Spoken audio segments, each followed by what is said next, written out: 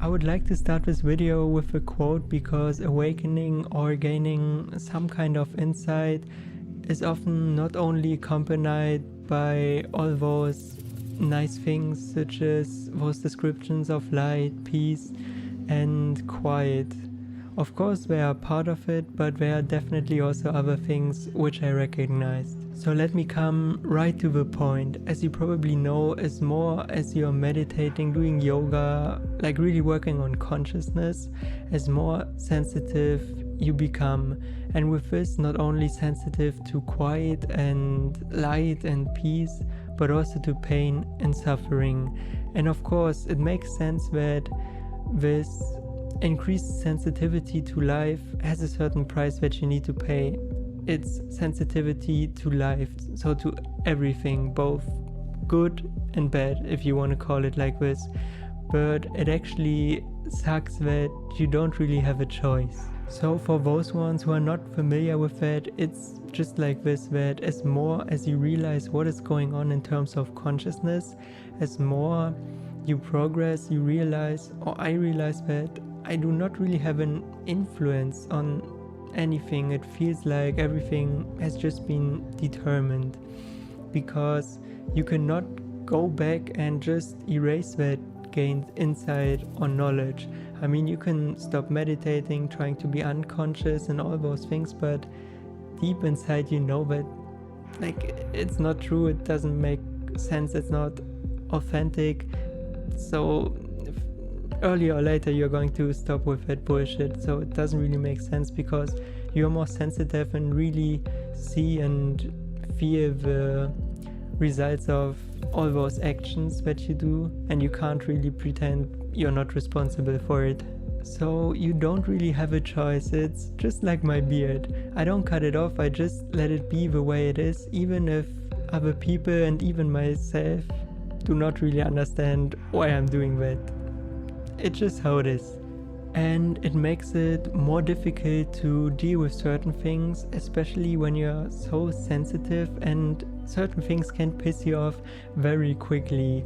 On the one hand, I really like other people and are fascinated by them, but on the other hand, I just think like sometimes, like, why are people so stupid?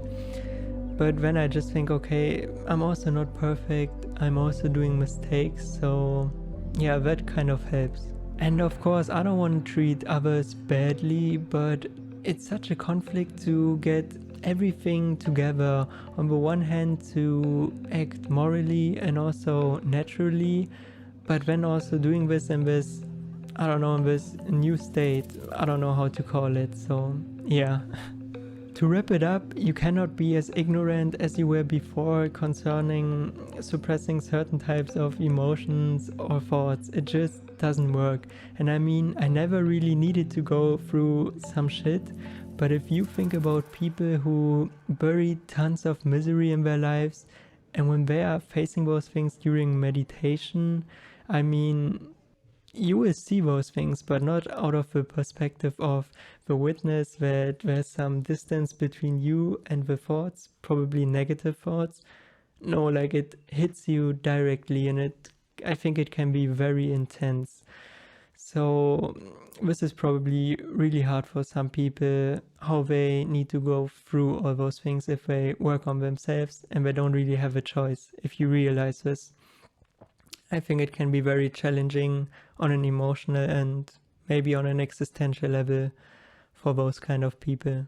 But let's move on. I rather prefer to be alone in nature, especially with good weather and sun, but not surrounded by too many people, especially people who do not understand me, because probably they think, okay, now he's getting more and more crazy with his long funny beard, or getting more silent and so on.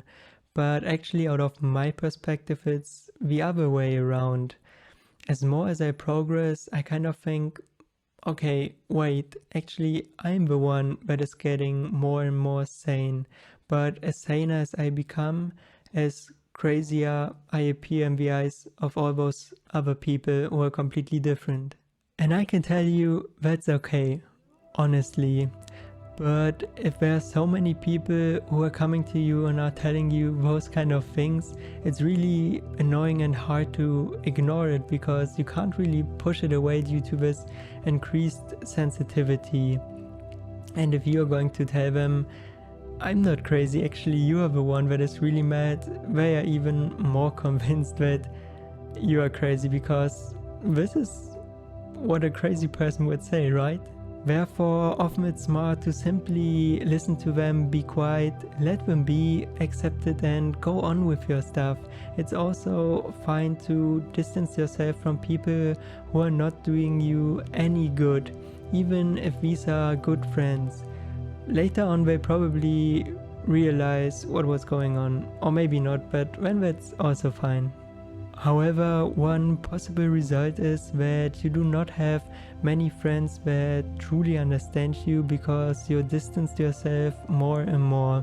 At least I'm happy to say that I have a few friends who understand my point of view, or try to do their best, but many people do not have them, and I think especially when you're young, it makes it even more hard. It just makes it harder. And you might think I'm the only one who's experiencing those kind of things, but I can tell you, no, you are not, even if it often seems to be that way. On the one hand, I think it's really needed to have some kind of isolation and silence to process this kind of those kind of things, especially when your consciousness develops faster as you would like to. But on the other hand, I also think it's good to have some balance, that you do not get into this state of loneliness and emptiness, and because from there you can easily go into a state of depression. But I know, like, this feeling is strange. You tend to disconnect emotionally from other people. You just think I'm the only one, I don't really understand it, but it's part of it. But I think it's okay. You learn how to get used to it. Out of my perspective, the best thing is trying to stay calm and creating a good balance between healthy isolation, time for yourself, and hanging out with other people that you like, even if it's just chatting or having a call. But apart from that, I think trust in this whole process is really necessary. It's really good. And if you feel like that you need some guidance or help, talk to others and see what you can do. And it's okay to feel that way, to like a little bit sad and all those things, but you shouldn't forget that during this process you always work towards something higher. And I think this is something that you can forget very quickly while you are desperate, frustrated, or just sad. And I can tell you that this whole story about figuring out how to live life and suffering and struggling is nothing new. Many people have experienced this a long time ago. Therefore, let me end this video with a quote from Jesus, and I think I've never cited him so far.